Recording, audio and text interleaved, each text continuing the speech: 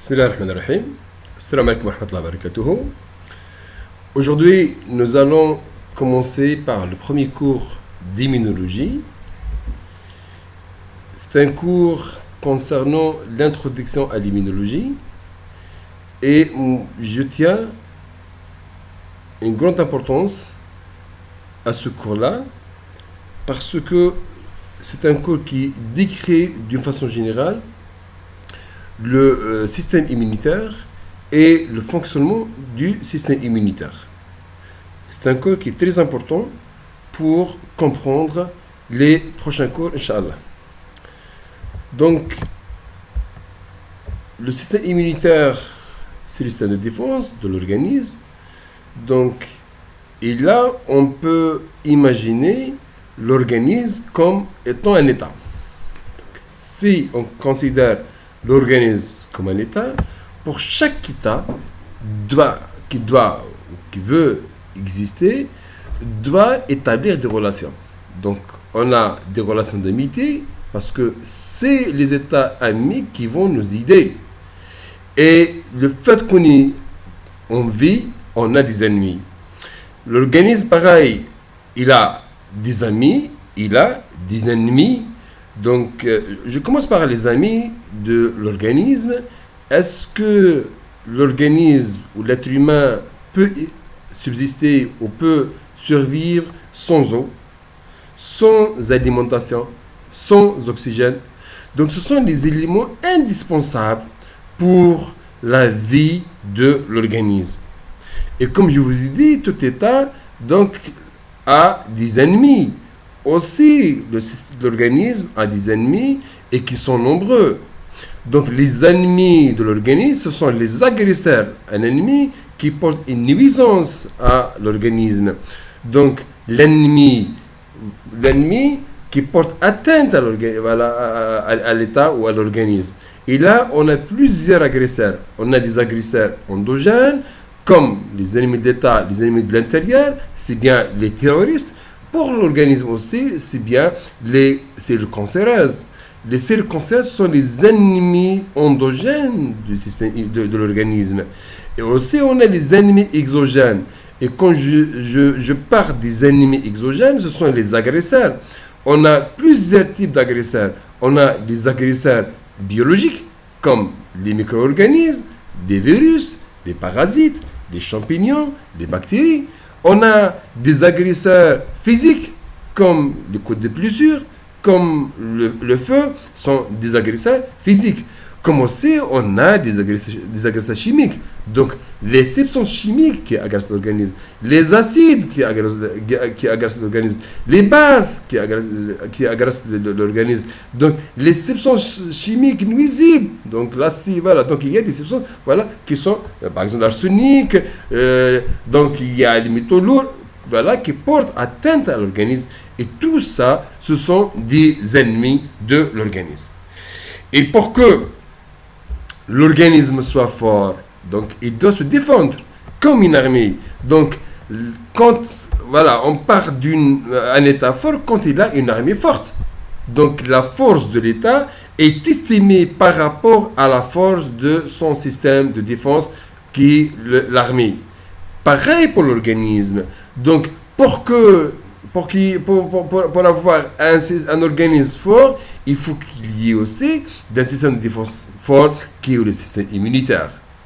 Donc, la force de l'organisme est estimée par rapport à la force de son système de défense qui est le système immunitaire. Vous me dites, est-ce qu'il y a des preuves? Oui. Prenez par exemple un jeune bien portant qui n'est pas malade, donc qui ne souffre de rien.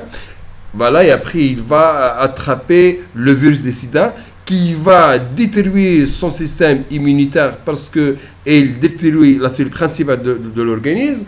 Donc, cette personne-là, elle va développer n'importe quelle infection, même les infections opportunistes. Donc, pour vous dire, quelle importance de ce système de défense, quelle est l'importance du système immunitaire pour la défense de l'organisme. Quel est le rôle de l'armée? L'armée, c'est l'organisme qui doit développer des stratégies, qui va développer des mécanismes pour défendre l'État. Le système immunitaire, pareil. Le système immunitaire, c'est le système qui doit développer les mécanismes de défense. Et l'ensemble des mécanismes de défense se regroupent sous le terme de la réaction immunitaire. L'ensemble des mécanismes, l'ensemble des mécanismes de défense se regroupent sous le terme de la réponse immunitaire. Et quand je définis la réaction immunitaire ou la réponse immunitaire, je vais les définir comme étant l'ensemble des mécanismes développés par le système immunitaire afin de défendre l'organisme contre tout agresseur, que ce soit un agresseur exogène, que ce soit un agresseur endogène. Et pour les mécanismes de défense, on a deux types de mécanismes. On a des mécanismes généraux et on a des mécanismes spécialisés. Les mécanismes généraux se regroupent sur le terme de la réaction immunitaire innée, avant appelée la réaction immunitaire non spécifique. Et la réaction immunitaire adaptative, qui était appelée avant, donc la réponse immunitaire spécifique. Donc voilà, cette notion de spécificité veut dire que il y a un système de clés et serrures, donc il y a un système de récepteurs ligands. Et même dans les réponses immunitaires non spécifiques, on a des molécules qui ont des ligands, d'où le changement de cette appellation de non spécifique à la réponse immunitaire innée. Donc, que ce soit pour la réponse immunitaire innée ou la réponse immunitaire adaptative, on a des mécanismes. Donc, commençons par les mécanismes de la réponse immunitaire innée. Les mécanismes de la réponse immunitaire innée s'exercent sur deux lignes de défense. On a les mécanismes de la première ligne et on a les mécanismes de la deuxième ligne. Les mécanismes de la première ligne, c'est avant l'agression. Les mécanismes de la deuxième ligne, c'est après l'agression. Quels sont les mécanismes de défense avant l'agression ou les mécanismes de la réponse immunitaire innée, donc de la première ligne?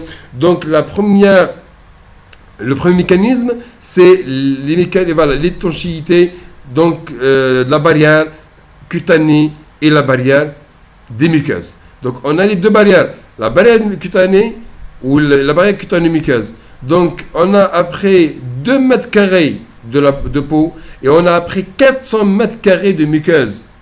Et là, c'est donc la superficie qui est à l'interface entre l'organisme et l'environnement. Et quand je parle d'environnement, l'environnement, il est plein d'agresseurs. Et c'est donc ces barrières maintenant, ces frontières. Donc pour protéger l'État, il faut protéger les frontières. Pareil, pour protéger l'organisme, il faut protéger les frontières. Les frontières, c'est la peau et bien les muqueuses. Donc, la peau et les muqueuses défendent l'organisme par des mécanismes physiques, des mécanismes chimiques. Donc, commence par la peau. Donc, la peau impossède, ne laisse pas traverser des agents pathogènes.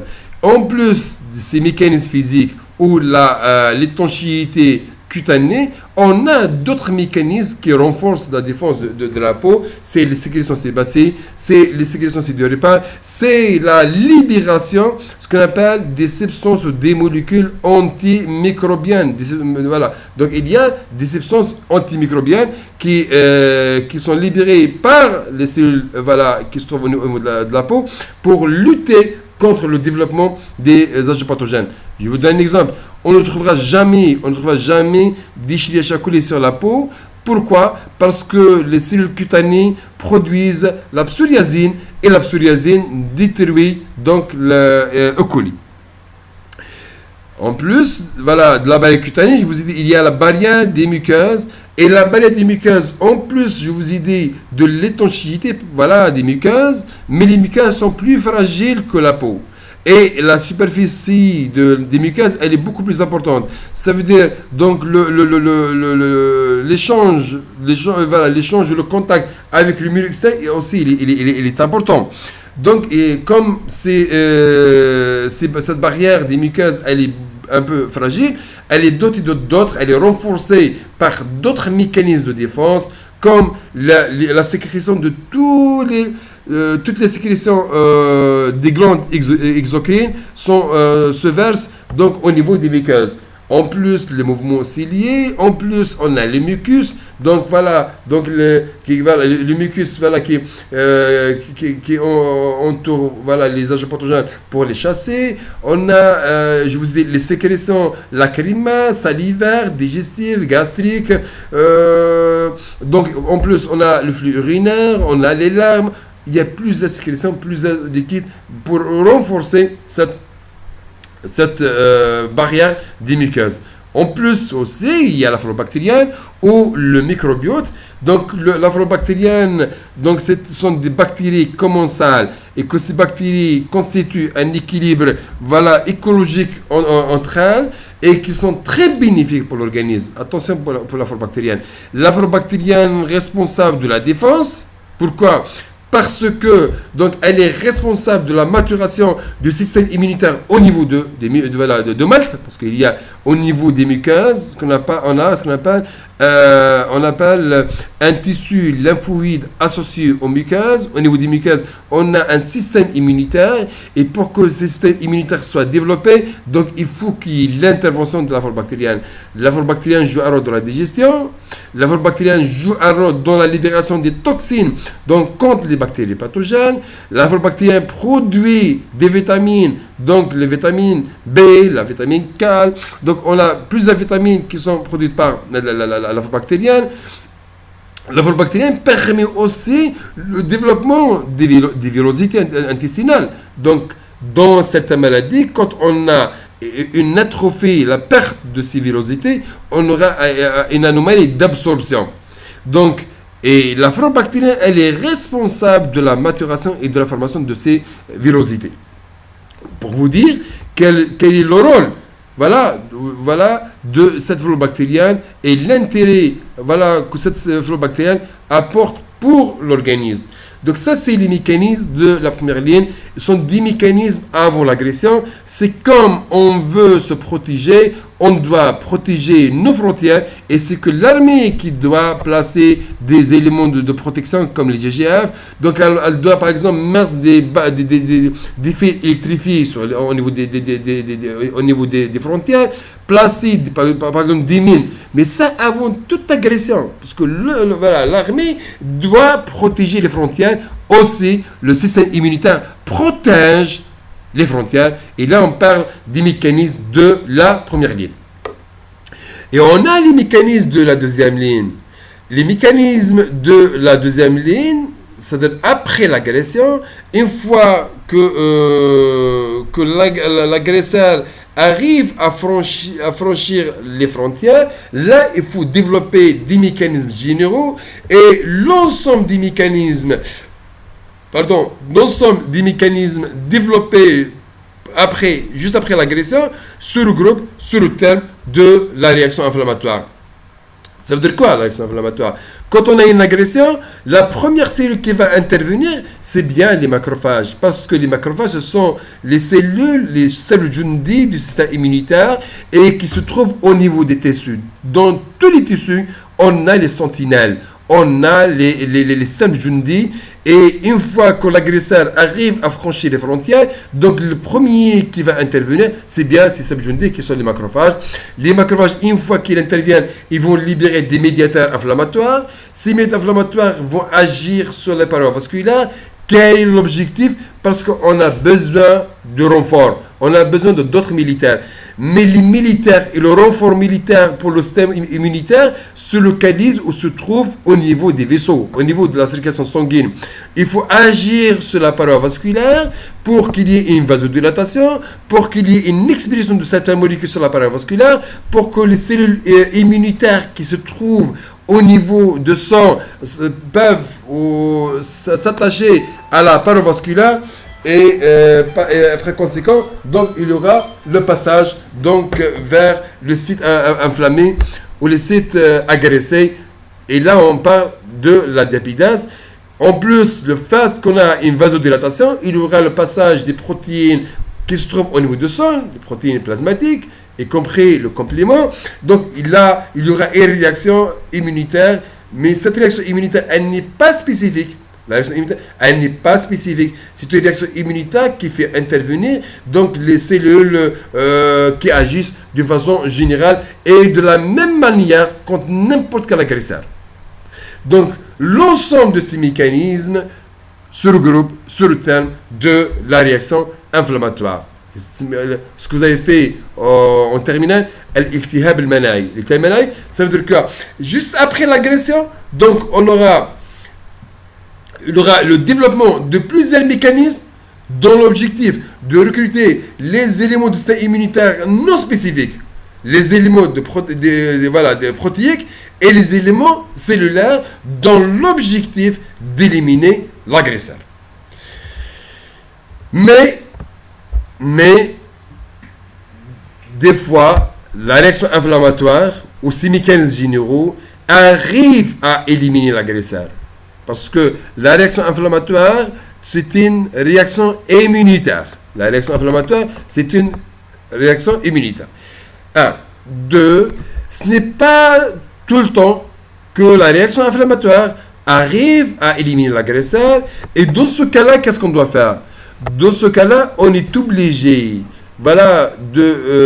d'impliquer les forces spécialisées. On est obligé d'impliquer les forces spécialisées. Les forces spécialisées pour les systèmes immunitaires sont les cellules qui expriment des récepteurs qui reconnaissent l'agresseur d'une façon spécifique. On a deux cellules principales. On a les lymphocytes B, qui expriment un récepteur qui reconnaît l'antigène d'une façon spécifique. Et ce récepteur, il s'appelle le BCR. Et quand il est libéré, il s'appelle donc immunoglobuline ou l'anticorps. Donc, les lymphocytes B expriment une immunoglobuline sur la membrane et que cette immunoglobuline qui va reconnaître l'agresseur d'une façon spécifique. Et aussi, on a les lymphocytes T. Les lymphocytes T aussi, ce sont des cellules qui expriment un TCR pour T-cell receptor. C'est le récepteur de lymphocyte T qui reconnaît l'antigène d'une façon spécifique et que les lymphocytes T reconnaissent l'agresseur aussi via ces récepteurs. Et quand on aura l'implication de ces cellules reconnaissant l'agresseur d'une façon spécifique, là, on parle de la réaction immunitaire adaptative. La réaction immunitaire adaptative, donc appelée avant la réaction immunitaire spécifique. Donc adaptative, c'est une réponse qui s'adapte avec l'agresseur. Donc pour chaque agresseur, donc on a des effecteurs spécifiques à l'agresseur. Là, on parle de la réaction immunitaire adaptative. Donc, quand on a une réaction inflammatoire, la réaction inflammatoire essaie, parce que la réaction inflammatoire, c'est une réponse immunitaire. La réaction inflammatoire a plusieurs objectifs. Le premier objectif de la réaction inflammatoire, c'est d'éliminer l'agresseur. Et comme la réaction immunitaire se déroule au niveau de l'organisme, c'est-à-dire se déroule sur notre territoire, donc on a un intérêt de protéger nos infrastructures. Donc la réaction inflammatoire a comme objectif de lutter contre l'agresseur pour l'éliminer, aussi pour limiter donc la destruction des tissus. C'est la protection de l'infrastructure. 2, 3, la réaction inflammatoire a comme objectif aussi, une fois que le problème est réglé, elle va permettre la cicatrisation. Donc, elle va restaurer ce qui a été endommagé. Donc, ça, quand la réaction inflammatoire arrive à éliminer l'agresseur. Mais quand elle n'arrive pas, on doit impliquer donc les forces spécialisées ou les effecteurs de la réponse immunitaire adaptative. Mais comment peut-on activer ces effecteurs de la réponse immunitaire adaptative? Au cours de la réaction inflammatoire, au niveau des tissus agressés, il existe des émissaires du système immunitaire. Donc les cellules, qui se trouvent au niveau des tissus, dans les situations normales, donc ils sont tolérogènes, ils sont là, ils résident au niveau des tissus. Mais suite à la réaction inflammatoire, la libération des médiateurs inflammatoires, ces médiateurs inflammatoires permettent quoi? Permettent la maturation de ces cellules qui sont appelés les émissaires du système immunitaire et qui sont des cellules dendritiques. les cellules dendritiques se localisent au niveau des tissus. Suite à la réaction inflammatoire, donc ils vont subir une maturation. Ils vont exprimer des molécules et des récepteurs qui leur permettent de capter donc une partie de l'agresseur et ils vont quitter le site inflammatoire, c'est-à-dire là où il y a le lieu d'agression. Ils vont rejoindre les organes lymphoïdes, les ganglions.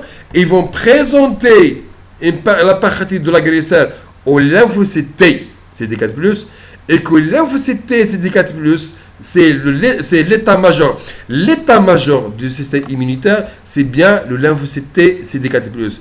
Donc, on ne peut pas faire immobiliser les forces spécialisées sans passer par l'état-major. Il n'y a que l'état-major qui a le droit de mobiliser. Donc, il n'y a que l'état-major qui a le droit de mobiliser les forces spécialisées.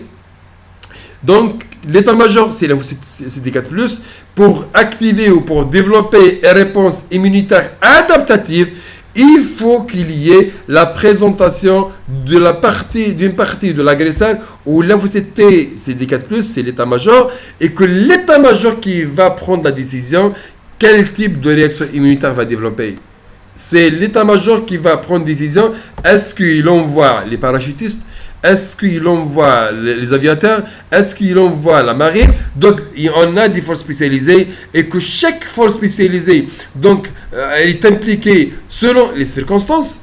Donc, pareil, on a des réponses immunitaires et ces réponses immunitaires, chaque réponse, elle est développée selon plusieurs facteurs, selon l'agresseur, selon la voie de pénétration, selon plusieurs choses. Donc, maintenant, mais qui prend la décision de développer la réponse immunitaire immorale ou la réponse immunitaire cellulaire? C'est bien l'état-major. Et l'état-major, c'est le lymphocyte T, CD4+. Donc, il y a la présentation de l'état, d'une partie de l'agresseur ou lymphocyte T au niveau du ganglion par la cellule dendritique. Maintenant, l'activation, je vous ai dit, selon plusieurs facteurs, les lymphocytes T, CD4+, va se différencier à des sous-populations selon ce qu'il va demander. Il va demander quel type de réaction immunitaire à développer.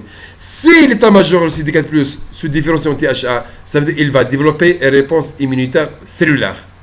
S'il se différencie en TH2 ou en TH17, c'est la réponse immunitaire immorale. T-régulateur, il peut se différencier en T-régulateur, mais en général, les T-régulateurs, donc, cette différenciation se fait quand la réponse immunitaire est déclenchée et dans l'objectif d'arrêter la réponse immunitaire. Pour la réponse immunitaire immorale, donc, je vous ai dit que le système immunitaire défend l'organisme par des mécanismes spécifiques, non spécifiques, c'est la réponse immunitaire innée. Les mécanismes de la réponse immunitaire innée sont les mécanismes développés ou les mécanismes de défense de la première ligne avant l'agression et de deuxième ligne après l'agression et qui se regroupent donc voilà sur la réaction inflammatoire. Donc les mécanismes de la première ligne plus la réaction inflammatoire, donc ces mécanismes voilà qui sont appelés la réaction immunitaire innée. La réaction immunitaire innée a comme objectif d'éliminer l'agresseur.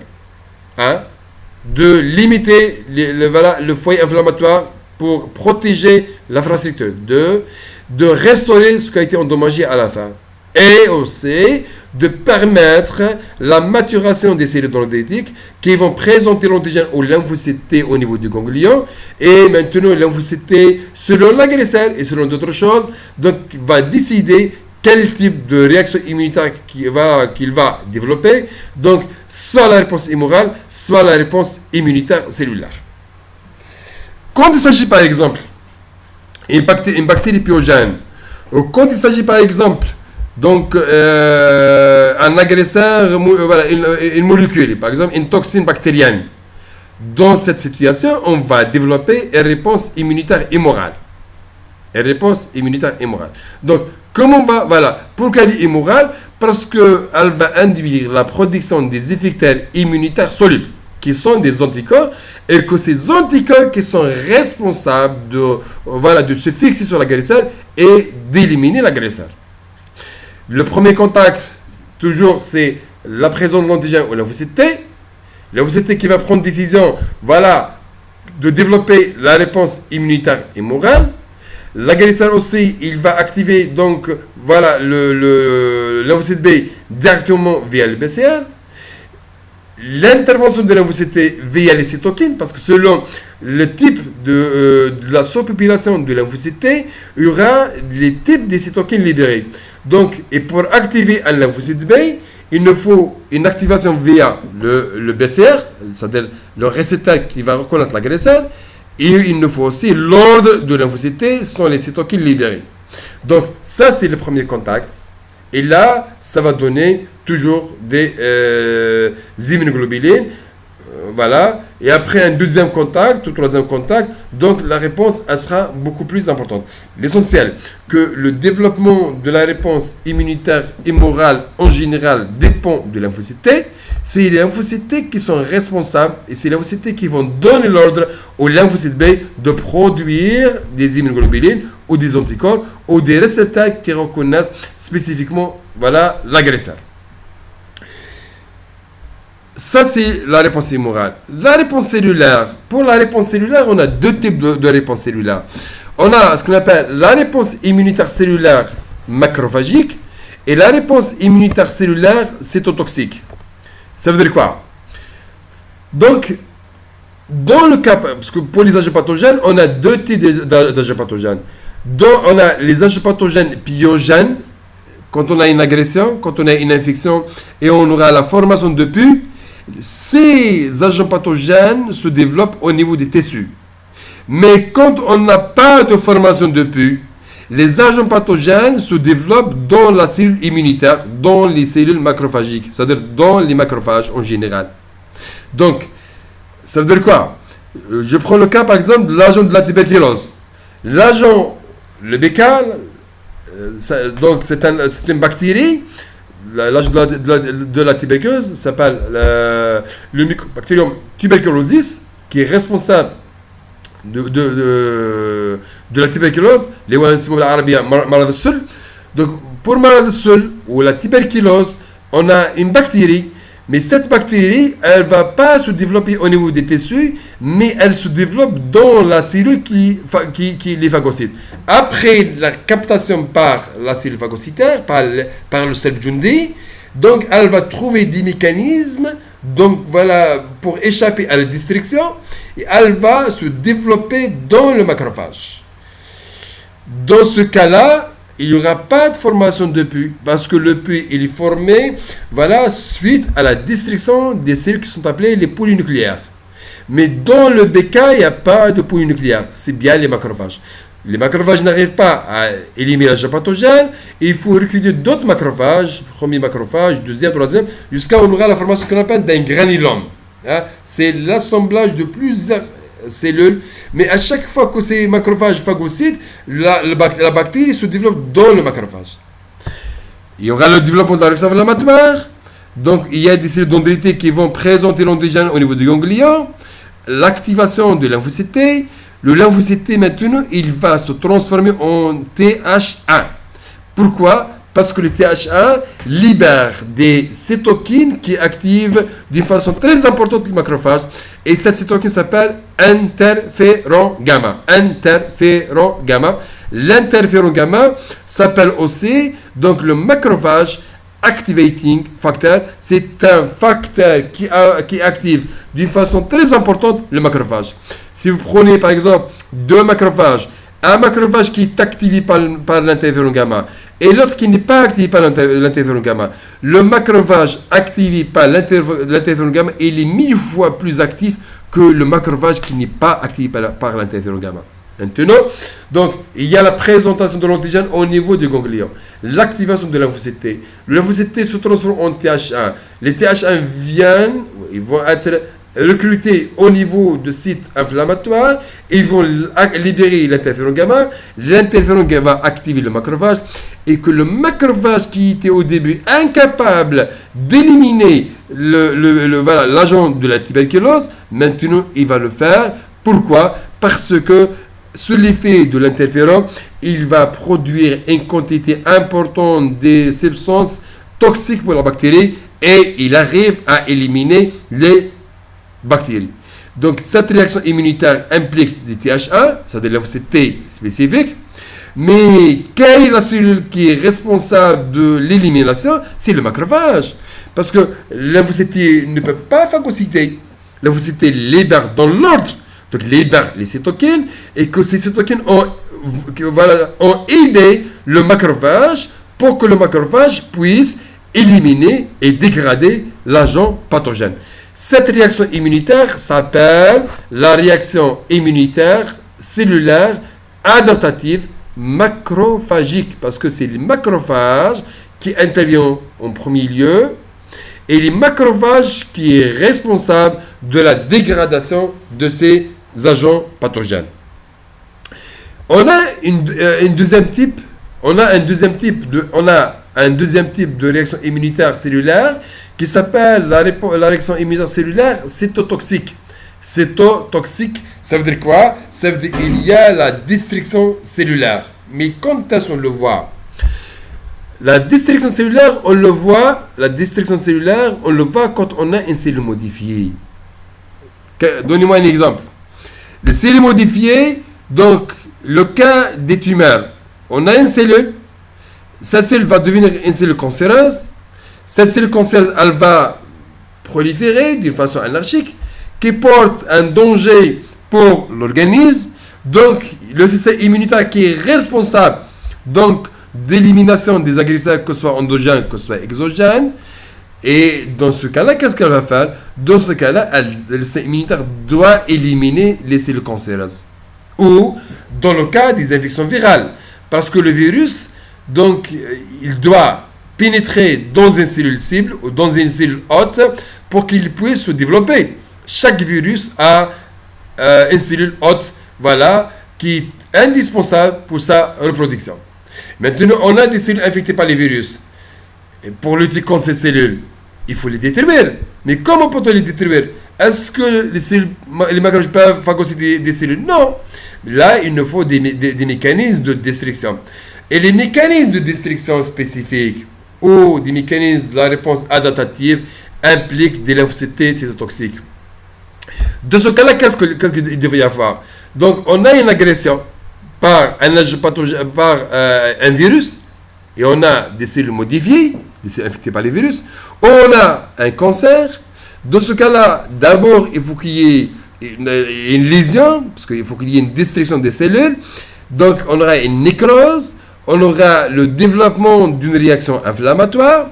Cette réaction inflammatoire permet la maturation des cellules dendritiques. Les cellules dendritiques vont présenter une partie de l'agresseur qui est le virus ou une partie de la cellule tumorale, ou lymphocyte T, CD4+, qui est l'état-major. Et le lymphocyte CD4+, maintenant, doit se différencier en TH1 parce que pour développer la réponse immunitaire cellulaire, il nous faut donc une différenciation en TH1 parce que les cytokines libérées par le TH1 permettent l'élimination de ces cellules modifiées. Donc, on a libération de TNF, libération de l'interleukine 2, libération de l'interféron gamma. Et ces cytokines sont indispensables pour l'activation de lymphocytes T cytotoxiques. Donc, la cellule qui est émissaire, ou la cellule dendritique, qui a bénéficié d'une maturation au niveau du système inflammatoire, va prendre une partie de l'agresseur, va la présenter au lymphocyte T CD4+, et va la présenter aussi au lymphocyte T CD8+, pour recruter ces lymphocytes T TH1 et lymphocytes T CD8+, au niveau de sites agressés. Et maintenant, sous l'effet des cytokines, des médiateurs libérés par le TH1, les lymphocytes T cytotoxiques arrivent à éliminer ou à détruire les cellules modifiées. Et je vous ai dit que les cellules modifiées, ce sont les cellules cancéreuses ou les cellules infectées par un virus. Et une notion importante, voilà, pour le développement de la réponse immunitaire adaptative, quand je parle de l'induction ou le développement de la réaction immunitaire adaptative, là, il nous faut des inducteurs. Il faut des inducteurs de la réponse immunitaire adaptative. Donc, les inducteurs, ce sont des substances, des particules, des molécules, voilà, qui vont se fixer via les récepteurs de lymphocyte T ou de lymphocyte B pour développer la réaction immunitaire cellulaire ou la réaction immunitaire humoral. Donc, pour induire le développement de la réponse immunitaire cellulaire ou humorale, il nous faut des inducteurs, et ces inducteurs sont appelés les antigènes. Les antigènes. Antigènes, quand vous entendez parler d'un antigène, ça veut dire quoi? Ça veut dire les substances, les particules, les molécules ayant la capacité d'activer les effecteurs de la réponse immunitaire adaptative, soit l'activation de lymphocyte T ou l'activation de lymphocyte B. Et pour les antigènes, on a plusieurs. On a les antigènes, donc selon le pouvoir immunogène, donc on a des antigènes immunogènes, donc voilà, et vous le remarquez par exemple, pour les vaccins sont des antigènes, on les introduit chez l'être humain pour induire une réponse immunitaire. Cette réponse immunitaire induite donc diffère d'une personne à une autre, aussi diffère d'un antigène, d'un vaccin à un autre. Pour certains vaccins, il suffit de l'introduire une seule fois, mais pour d'autres, il nous faut plusieurs rappels. Donc maintenant, les rappels sont faits en fonction du pouvoir immunogène. Si on a un antigène qui est très immunogène, c'est-à-dire la première fois ou la deuxième fois qu'il contacte le système immunitaire, induit la production des effecteurs immunitaires. On a des antigènes qui sont appelés tolérogènes dans certaines situations. Oui, il y a une rencontre avec le système immunitaire, mais au lieu de produire des effecteurs immunitaires contre cette molécule étrangère ou cette substance étrangère, donc au contraire, on provoque une tolérance, et cette tolérance, elle est bénéfique pour l'organisme. Je vous ai dit que l'être humain ou le corps a des amis et des ennemis. Par exemple, en prenant les amis, imaginez que le système immunitaire développe des réponses immunitaires contre tout ce qui est étranger, et il ne va pas laisser passer ni l'oxygène, ni de l'eau, ni des vitamines, ni des médicaments, ni d'alimentation, des éléments nutritifs. Est-ce que l'organisme peut se développer? Est-ce que l'organisme peut survivre? Non. Donc, et dans ce cas, le système immunitaire doit développer aussi des réactions de tolérance vis-à-vis des substances dont le système immunitaire, on a besoin. Et aussi, il y a certains antigènes qui sont appelés allergènes. Le mot allergène veut dire qu'on a une réaction immunitaire, donc suite à l'introduction d'un antigène, et que cet antigène est responsable du développement d'une réaction allergique. Allergique, ça veut dire, par exemple, certaines personnes, quand ils vont inhaler certaines molécules, ils développent par exemple des crises d'asthme. Donc, ces substances qui sont responsables du développement de crises d'asthme suite à une réaction immunitaire sont appelées allergènes. Les allergènes, ce sont des antigènes qui sont responsables du développement des réactions allergiques. Vous trouvez aussi donc une notion qui s'appelle aptène. L'aptène sont des antigènes, et que ces antigènes, quand on va les introduire dans l'organisme, ne peuvent pas induire la production des effecteurs immunitaires.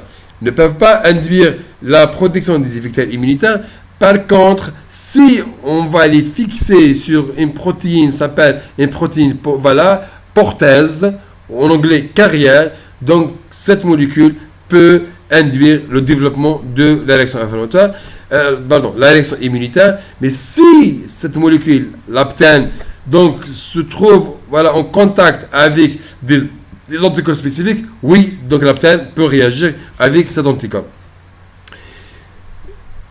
Quand je parle d'antigène, je vous ai dit, quand je parle de l'antigène, je parle de substances, molécules, particules, c'est vaste. Mais pour l'antigène, il y a une notion qui s'appelle donc la petite partie ou l'unité, voilà, qui sera reconnue par le récepteur spécifique, par le BCR ou par le TCR. Donc cette partie-là s'appelle épitope. Le terme épitope veut dire que la petite partie de l'antigène qui va interagir avec le récepteur spécifique qui est le TCR ou le BCR. Donc on a vu comment le système immunitaire donc, défend l'organisme en développant des réactions immunitaires. La réaction immunitaire innée qui s'exerce sur les deux premières lignes de défense. La première ligne de défense et la deuxième ligne de défense. Et quand cette réaction immunitaire innée n'arrive pas à éliminer l'agresseur, donc il y aura la présentation de l'antigène au lymphocyte T CD4+, et le développement de la réponse immunitaire adaptative, la réponse immunitaire adaptative donc cellulaire et la réponse immunitaire adaptative humorale. Et pour développer la réponse immunitaire adaptative cellulaire humorale, donc là il nous faut des inducteurs, et ces inducteurs sont appelés des antigènes. Maintenant, nous allons voir la constitution, comment, voilà, quels sont les éléments qui constituent le système immunitaire, comment le système immunitaire est organisé. Donc, le système immunitaire, c'est le système de défense. Quand je parle de défense, c'est comme une armée, je vous ai dit. Quand je parle de l'armée, on a le capital humain et on a, voilà, tout ce qui est matériel. Donc, pour l'armée, il y a les militaires, les êtres humains, et on a les moyens de communication, on a la munition, on a le transport, on a les armes. Pareil, le système immunitaire. Le système immunitaire, il est constitué de deux types d'éléments principaux. Donc, on a les éléments cellulaires et les éléments protéiques. Donc, les éléments cellulaires comme le capital humain et les éléments protéiques. Donc, pour les éléments cellulaires, on a plusieurs types de cellules qui sont impliquées dans la réponse immunitaire adaptative, la réponse immunitaire ou les éléments qui constituent le système immunitaire. Le système immunitaire, il est constitué des éléments spécifiques, donc voilà, c'est qui sont responsables de la réponse immunitaire adaptative. Donc, ces cellules sont les lymphocytes T. Et quand je parle de lymphocytes T, ce sont les cellules qui expriment des récepteurs qui reconnaissent l'antigène d'une façon spécifique. Donc, sont spécifiques pour l'antigène parce qu'ils ont des récepteurs. Et que la formation de ces lymphocytes se déroule au niveau d'un organe qui s'appelle le thymus. D'où ces cellules tirent leur nom. Donc, c'est T par rapport au thymus. Et ces lymphocytes T, on a plusieurs catégories de lymphocytes T. Donc, les principales cellules, donc on a les lymphocytes T CD4+, c'est bien l'état-major du système immunitaire, c'est la cellule la plus importante pour le système immunitaire, c'est elle qui est responsable, voilà, de développer les différents types de la réponse immunitaire adaptative. On a les lymphocytes T CD8, donc ce sont des cellules spécialisées, d'accord, mais ce sont des cellules, voilà, qui interviennent dans l'exécution, donc fonctionnent sous la tutelle des lymphocytes T CD4+. Donc les lymphocytes T CD8 jouent un rôle dans la destruction des cellules, voilà, modifiées. On a les lymphocytes B, donc sont responsables sous la direction ou sous la tutelle des lymphocytes T CD4+, donc de produire des effecteurs solubles qui reconnaissent l'agresseur d'une façon spécifique. Et on a, ça c'est les deux principales cellules de la réponse immunitaire adaptative. Et toutes les autres cellules de la réponse immunitaire innée interviennent dans, que ce soit au début pour déclencher la réponse immunitaire adaptative, que ce soit au cours de la phase d'exécution de la réponse immunitaire adaptative. D'autres cellules, voilà, qui constituent les cellules immunitaires du système immunitaire, on a les lymphocytes naturels killers. ce sont des cellules qui ne possèdent pas des récepteurs spécifiques, mais jouent un rôle important donc, dans la destruction des cellules modifiées. On a les macrophages. Donc, les macrophages, ce sont les cellules jundi du système immunitaire. Ce sont des cellules qui se trouvent au niveau de tous les tissus. Ce sont des cellules résidentes, c'est-à-dire des macrophages sont des macrophages résidents au niveau des tissus. Et suite à une agression, donc la première cellule qui va intervenir pour lutter contre l'agression, c'est bien le macrophage. Le macrophage joue un rôle très important dans donc la surveillance, dans la captation d'agresseurs, dans le déclenchement de la réaction inflammatoire. En général, donc après l'agression, la première cellule qui est responsable du déclenchement de la réponse immunitaire ou les mécanismes de défense de la deuxième ligne ou la réaction inflammatoire, c'est bien le macrophage. Donc, et le macrophage, quand il déclenche, donc il y aura d'autres cellules immunitaires qui vont être recrutées au niveau du site d'agresseur pour éliminer l'agresseur.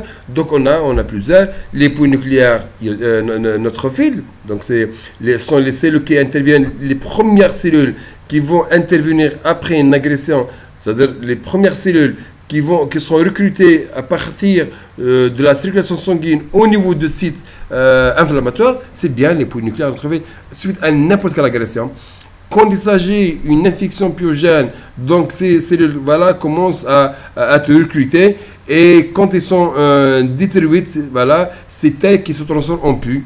Donc le pus, il est formé suite à la destruction des polynucléaires neutrophiles. Pourquoi? Parce que les polynucléaires neutrophiles, donc ils vont phagocyter pour éliminer l'agresseur. Après, ils vont se détruire pour former, parce qu'ils ont la chromatine, c'est là le noyau qui a la chromatine.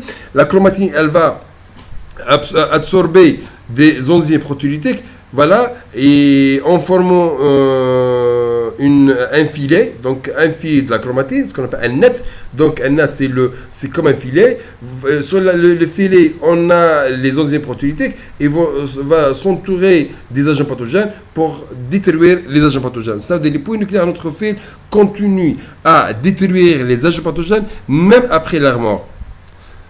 Donc, mais quand il s'agit d'un agent pathogène intracellulaire comme le BK, au début, c'est vrai, il y a le recrutement du polynucléaire, mais comme les polynucléaires ne peuvent rien faire, parce que les polynucléaires, donc une fois qu'ils phagocytent, ils vont détruire les agents pathogènes pyogènes. Mais pour les BK, comme le BK, il se développe dans la cellule, donc il y aura l'arrêt de recrutement de polynucléaires neutrophiles et qui sont remplacés par les monocytes, et les monocytes qui vont se transformer en macrophages en formant le granulome. Déjà, on a parlé de granulome quand on a parlé de la réaction immunitaire cellulaire macrophagique.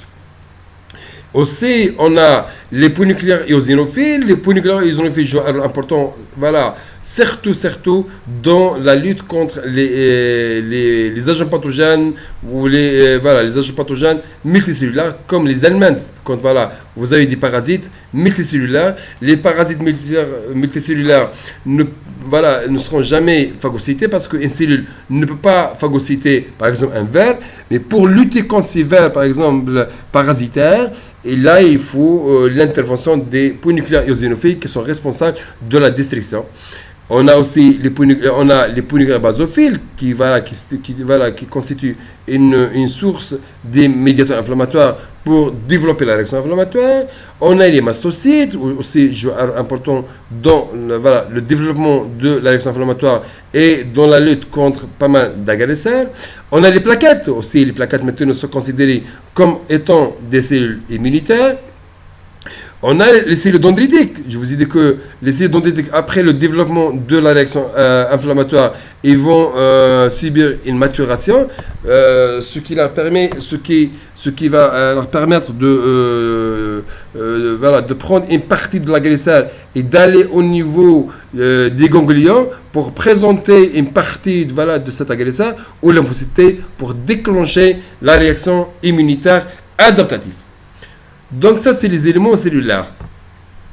Comme l'armée, on a une organisation. Donc voilà, pour l'armée, quand je parle de capital humain, il y a les écoles de formation et aussi on a les casernes, on a les unités, donc on a les lieux d'exercice, on a des hôpitaux militaires, on a des bases aériennes.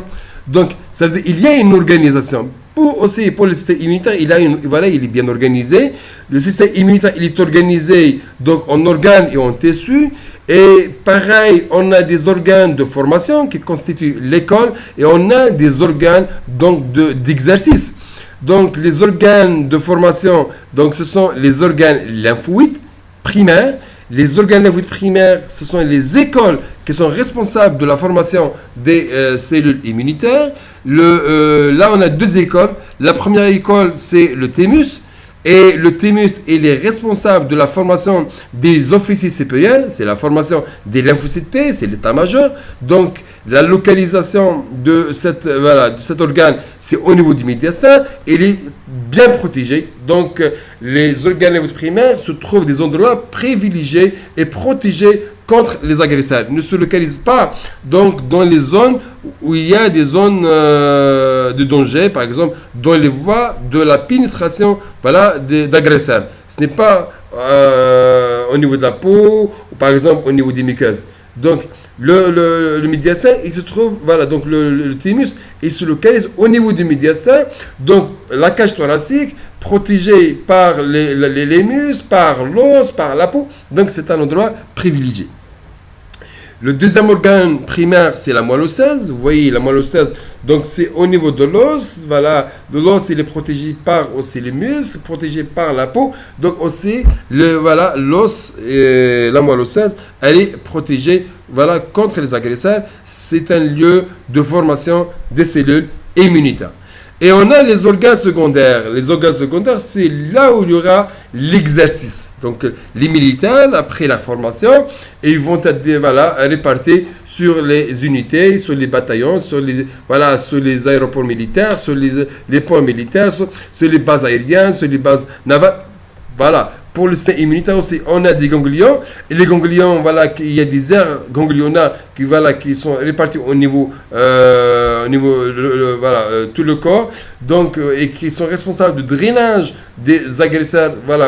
Et c'est à ce niveau-là qu'il y aura le déclenchement et l'activation des cellules immunitaires pour développer une réponse immunitaire.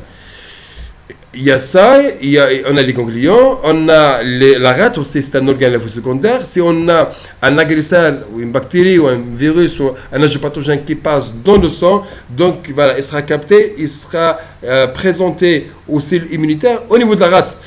La rate, c'est un organe lymphosecondaire pour déclencher une réponse immunitaire contre un antigène qui pénètre via la voie sanguine.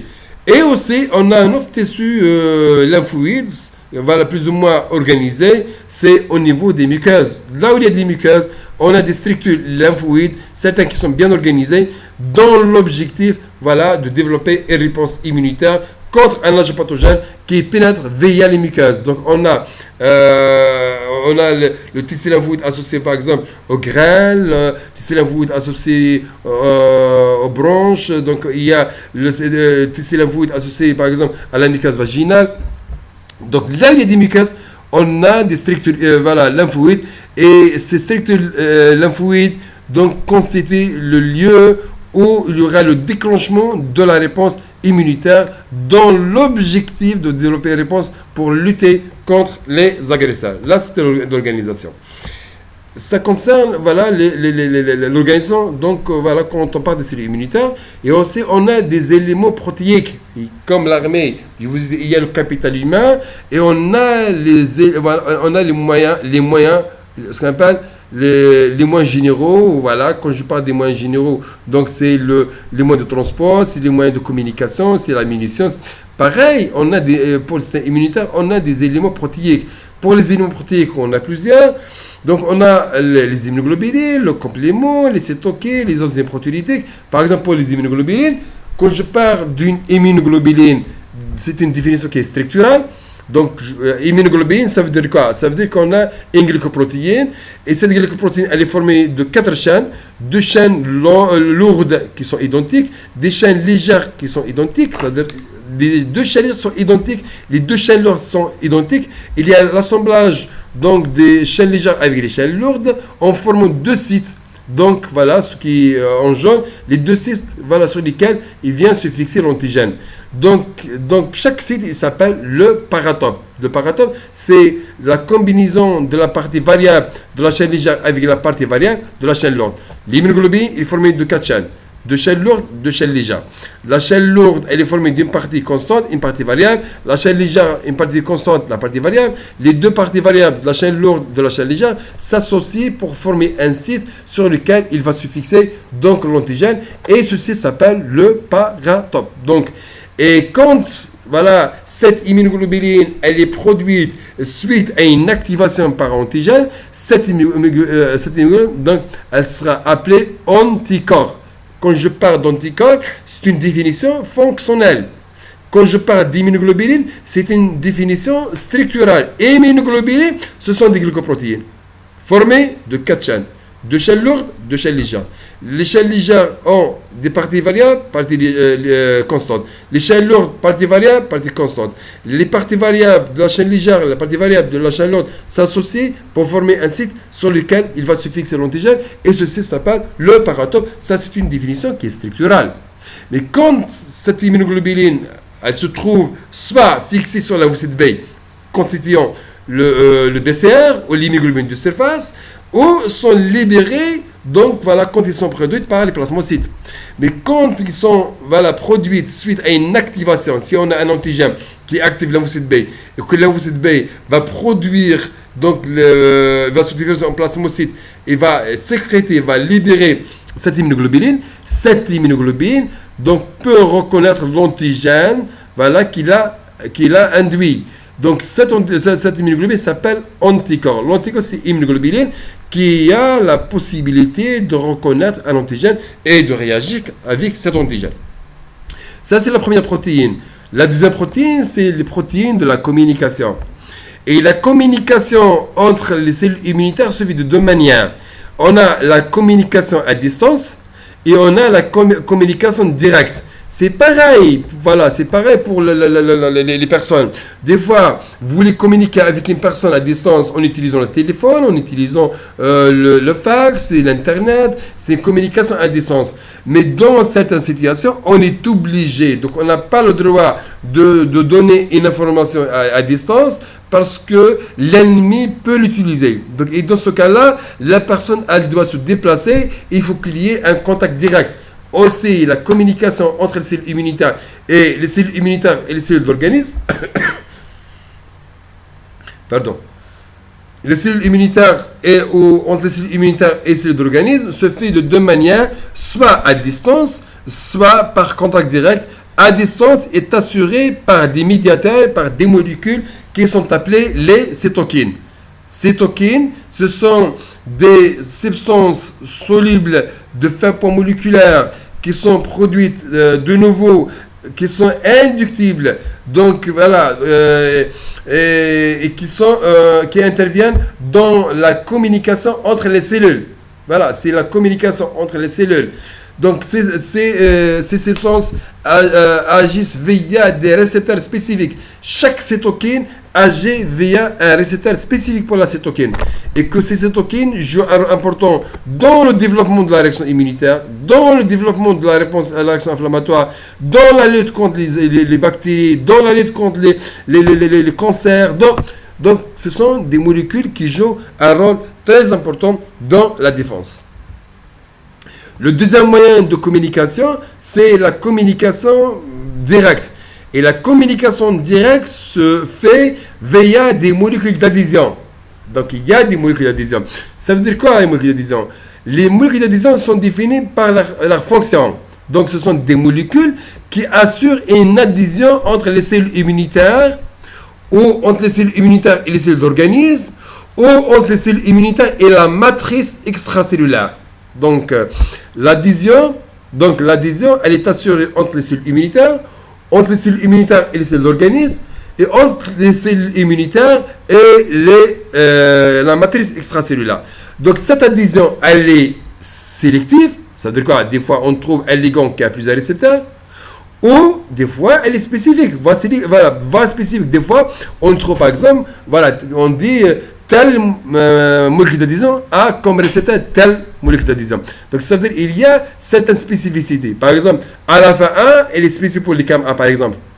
Donc il y a une adhésion sélective, voire une adhésion spécifique.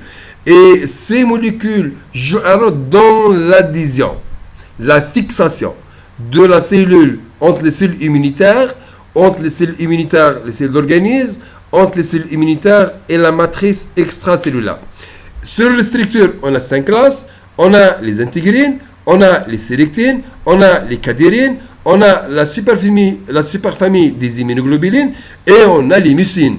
Donc c'est ça, donc les classes, selon les structures, il y aura tout un cours, Inch'Allah, sur les molécules d'adhésion. Si on pourra le faire. Et encore, quel est le rôle de ces molécules d'adhésion? Ces molécules d'adhésion sont importantes, ces molécules sont importantes pour le recrutement des cellules immunitaires au cours de la réaction inflammatoire. Je vous ai dit, voilà, pour la réaction inflammatoire, il faut recruter les cellules immunitaires qui se trouvent au niveau du sang. Mais pour que les cellules immunitaires puissent quitter la paroi vasculaire, le vaisseau sanguin, ces cellules doivent d'abord se fixer sur la paroi vasculaire pour qu'ils puissent quitter. Donc là, cette fixation est assurée par les molécules d'adhésion. Donc les molécules d'adhésion jouent un rôle très important dans la réponse inflammatoire, dans la réaction inflammatoire. Les molécules d'adhésion jouent un rôle très très important dans le déclenchement de la réponse immunitaire. Donc voilà, je vous ai dit que les cellules dendritiques vont présenter l'antigène ou lymphocyte T CD4 au niveau des ganglions, mais cette présentation est assurée par les molécules d'adhésion. Donc, je vous ai dit qu'il y a une coopération entre lymphocyte T et lymphocyte B. Donc, cette coopération, une partie de cette coopération est assurée par les molécules d'adhésion. Donc, les lymphocytes T et lymphocyte B au niveau des ganglions, au niveau des organes secondaires, on a des zones T dépendantes et les zones B dépendantes. Parmi les facteurs qui permettent au lymphocyte T d'aller au niveau de la zone T dépendante, lymphocyte B d'aller au niveau de la zone B dépendante, c'est bien les molécules d'adhésion. Donc vous voyez, les molécules d'adhésion jouent un rôle important, très important dans le homing, la coopération cellulaire et dans la réaction inflammatoire. Parmi aussi les composants du système immunitaire, on a le système de complément. Le système de complément. Quand je dis un système, ça veut dire le système, il est constitué de plusieurs éléments. Il n'y a pas un seul élément. Un système est constitué de plusieurs éléments. Donc, le complément, on a plus de 50 éléments. Entre les protéines sériques, qui se trouvent dans le solide, sous forme solide, et les protéines membranaires. Le complément, c'est un ensemble de protéines. Donc, il y a des protéines membranaires, il y a des protéines sériques. 1, 2. On a des protéines qui interviennent dans l'activation de compléments. C'est un système, il faut l'activer. Parce que le système a un rôle. Mais pour que ce système puisse accomplir sa tâche, il faut le déclencher, il faut l'activer. Donc on a des protéines qui interviennent dans l'activation. Et on a parmi les protéines de complément dans la régulation. Donc on sait, quand on déclenche, ou quand par exemple un système, il faut savoir l'arrêter aussi. Donc pareil, on a des protéines qui interviennent dans la régulation. Le complément, l'activation de complément a comme objectif, c'est quoi? L'objectif d'activer le complément, c'est de former un complexe moléculaire. Et ce complexe moléculaire, il va se former au niveau d'une surface qu'on va trouver. Le complément a comme objectif, c'est quoi? C'est de trouver une surface. Quelle surface? La surface d'une bactérie, la surface d'un parasite, la surface d'une cellule modifiée, par exemple, la surface d'une cellule qui a, par exemple, qui a fixé un anticorps, donc la surface d'un champignon. Donc, l'essentiel qu'on a une surface et qu'on va percer, qu'on va trouver cette cellule ou cette surface. Donc, le complément a comme objectif principal, c'est de former des canaux ou de former des trous au niveau des surfaces. Mais une fois qu'on perce la surface, donc la cellule, ou voilà, elle s'éclate, ou le virus s'éclate, ou la bête s'éclate, donc par l'effet par l'effet d'osmose. Donc on aura une lyse osmotique. Le complément, donc je répète, le complément il est formé de plusieurs éléments. On a des éléments membranaires, des éléments solubles. L'ensemble consiste après 50 voire plus, 50 protéines voire plus. Donc le système, ce complément, je vous ai dit, donc il est formé des protéines solubles, des protéines membranaires. On a des protéines qui interviennent dans l'activation. D'autres sont responsables de la régulation. Quand, par exemple, une fois qu'on termine de la destruction, il faut arrêter l'activation du complément. Mais là, il nous faut des protéines de régulation qui jouent ce rôle-là. Le complément a comme objectif principal, c'est de provoquer des trous au niveau des surfaces qu'on va trouver, ce qu'on appelle les surfaces activatrices. Donc, on va déclencher le complément pour liser, pour trouver une surface. Le complément a d'autres rôles biologiques, on va le voir. Donc, il joue un rôle important dans la réaction inflammatoire, il joue un rôle important dans la régulation de la réponse immunitaire, il joue un rôle important dans la captation des agresseurs, ce qu'on appelle l'opsonisation. Donc, le complément, il a plusieurs rôles. Il n'y a pas un seul rôle. Donc, il joue un rôle important dans l'attraction chimique des cellules immunitaires vers le système inflammatoire. Donc, le complément, il a plusieurs rôles, mais le rôle principal du complément, c'est la perforation. C'est la perforation des surfaces qu'on va percer, qu'on va perforer. Parmi les molécules protéiques aussi, on a les molécules d'Achala, les molécules d'histocompatibilité. Et les molécules d'histocompatibilité, ce sont des protéines membranaires. Et ces protéines membranaires jouent un rôle important dans la présentation de l'antigène aux cellules immunitaires. Quelles sont les cellules immunitaires qui exigent la présentation de l'antigène? D'abord, les lymphocytes T CD4+, puis on a les lymphocytes T CD8+. Il n'y a que ces deux cellules qui exigent en général donc la présentation de l'antigène. Donc, les lymphocytes T CD4+, exige que l'antigène soit présenté par les molécules d'Achala classe 2. Les molécules d'Achala classe 2 sont des molécules qui sont formées de deux chaînes, la chaîne alpha et la chaîne bêta. Donc, et ces molécules d'Achala classe 2 sont exprimées que dans les situations physiologiques, sans qu'il y ait une activation, par trois types cellulaires, les macrophages, les cellules dendritiques et les lymphocytes B. Donc, et que ces cellules qui sont responsables de la présentation de l'antigène ou lymphocyte TCD4+, et les cellules qui expriment ces molécules d'Achala classe 2 et qui vont présenter l'antigène ou lymphocyte CD4+, sont appelées les cellules présentatrices de l'antigène. Donc, les molécules d'Achala classe 2, donc, dont la distribution est restreinte. Donc, il n'y a que les trois cellules qui les expriment. Donc, dans les situations normales, ça veut dire sans qu'il y ait une activation. Mais après l'activation, plusieurs cellules peuvent exprimer ces molécules d'Achala classe 2. Et on a les molécules d'Achala classe 1 qui sont formées d'une seule chaîne, la chaîne alpha, qui est associée à une protéine qui s'appelle la bêta-2 microglobuline, et que ces molécules d'Achala, dont la distribution est ubiquitaire. Ça veut dire quoi? Presque toutes les cellules de l'organisme, presque, voilà, expriment des molécules d'Achala classe 2, les molécules d'Achala classe 1, et les molécules d'Achala classe 1 présentent l'antigène au lymphocyte T, CD8, et je vous ai dit que les lymphocytes T, CD8, ce sont les cellules ou les lymphocytes cytotoxiques. Pardon. Donc, c'est les lymphocytes T cytotoxiques. Les lymphocytes T cytotoxiques, donc, qui sont responsables de la destruction des cellules modifiées. Les cellules modifiées, ce sont les cellules infectées par les virus ou les cellules cancéreuses. Et comme toute cellule d'organisme peut devenir une cellule cancéreuse, Allah subhanahu wa ta'ala, il a fait exprimer les molécules d'Achala classe 1 par presque toutes les cellules de l'organisme.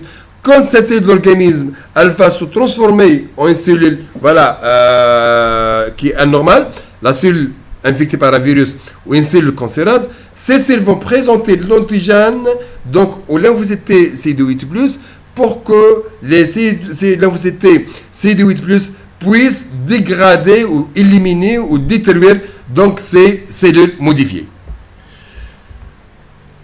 Donc, pour les molécules d'Achala, on a Achala classe 1, parce qu'on a plusieurs types, on a l'achala classique et l'achala non classique. Là, je parcours les molécules d'achala classiques. L'achala classique, achala classe 1, on a 3 types moléculaires, achala A, achala B, achala C. C'est-à-dire achala A, B, C. Donc, on a un gène pour A, on a un gène pour B, on a un gène pour C. Donc, et on a les molécules d'achala classe 2. Pour l'achala classe 2, je vous ai dit, il y a deux chaînes. On a l'achala DP, DQ, DR.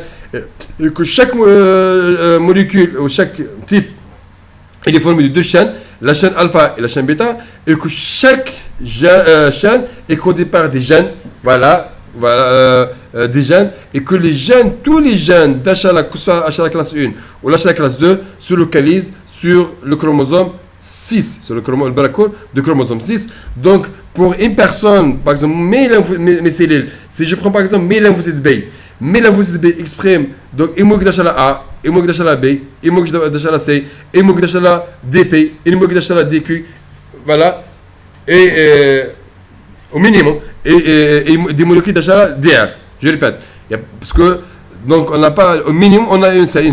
En général on a deux parce que on a deux chromosomes et pour que chaque chromosome exprime donc une molécule. En général donc on trouve deux HLA A, deux B, deux C. En général 2 P, 2 Q et pour DR on va les voir donc on a plus de 2. L'essentiel que donc les molécules d'HLA ce sont des molécules qui sont exprimées par les cellules qui jouent un rôle important donc dans la formation des lymphocytes T. Pourquoi lymphocytes T? Parce que les lymphocytes T vont subir une maturation au niveau des thymus, mais quelles sont les molécules qui permettent la sélection au cours de la formation des lymphocytes T? C'est bien les molécules d'HLA. Donc jouent un rôle important dans la formation des lymphocytes T, jouent un rôle important dans la présentation de l'antigène. L'achala classe 2 présente l'antigène au lymphocyte T CD4+, l'achala classe 1 présente l'antigène au lymphocyte T CD8+, deuxième point. Troisième point, les molécules d'achala permettent la distinction du SPA de non-SPA. Donc, par exemple, si par exemple j'ai besoin d'un organe, donc je dois faire le typage et je cherche une personne qui a les mêmes molécules d'achala pour assurer la compatibilité tissulaire du greffon. Donc, pour que mon organisme ou mon système immunitaire accepte un greffon, donc l'idéal d'avoir un greffon dont toutes les molécules d'achala sont identiques à mes molécules d'achala. Donc, vous voyez le rôle de ces molécules d'achala. Enfin, donc là, un mot sur l'immunopathologie. Donc, il y a l'immunophysiologie. L'immunophysiologie, c'est la fonction du système immunitaire. Et comme le système immunitaire, c'est un système, quand je parle d'un système, donc, le système il est toujours défaillable, donc il peut subir il subir par exemple une altération. Donc par exemple quand je parle des autres organes, en général la défaillance touche le système. Là, quand je parle de pathologie, je parle du cœur, je parle d'insuffisance cardiaque parce que la pathologie s'exerce sur le cœur. Il n'y a que le système immunitaire, comme c'est un système qui joue un rôle dans la défense, il a des armes. Donc, aussi, c'est un système qui a une fonction. Donc, pour l'immunopathologie, ce sont des pathologies ou des maladies qui touchent le système immunitaire. Soit ces maladies ou ces anomalies s'exercent sur c'est le système immunitaire qui va subir donc ces pathologies, soit c'est le système immunitaire qui est responsable, c'est lui qui est responsable du développement de la maladie. Je vous donne le cas de la maladie auto-immune. C'est le système immunitaire va développer une réponse immunitaire contre les constitués du soi. C'est vrai, on a une pathologie, mais qui est responsable? C'est le système immunitaire qui est responsable de la destruction. Dans les hypersensibilités, c'est le système immunitaire qui est responsable de la destruction. Dans le déficit immunitaire, ça veut dire que le système immunitaire n'arrive pas à accomplir sa tâche d'une façon correcte. Et dans ce cas-là, donc la pathologie, elle s'exerce sur. C'est le système immunitaire qui va subir donc cette altération et qu'il n'arrive pas à défendre l'organisme de façon correcte, ou il n'arrive pas à accomplir sa tâche de façon correcte. Et il y a une autre pathologie, donc comme le système immunitaire est formé des cellules, ces cellules peuvent se transformer en cellules néoplasiques. Donc là, on parle du syndrome lymphoprolifératif. Le syndrome lymphoprolifératif, c'est la prolifération des cellules immunitaires. Ce sont des lymphocytes. Et je vous dis que les lymphocytes, ce sont les cellules principales donc, de la réponse immunitaire adaptative. Donc là, c'est juste pour vous montrer en conclusion que le système immunitaire il est formé de plusieurs éléments. Donc tous ces éléments donc s'entraident, voilà, donc il y a un système, une coopération entre les différents éléments pour que le système immunitaire puisse accomplir une tâche. La tâche du système immunitaire, c'est le développement d'une réaction immunitaire. Et je vous dis que la réaction immunitaire, c'est l'ensemble des mécanismes développés par le système immunitaire afin de défendre l'organisme. Et pour que le système immunitaire puisse développer ces réactions immunitaires, il nous faut des inducteurs. Et ces inducteurs, ce sont des antigènes. Et je vous remercie.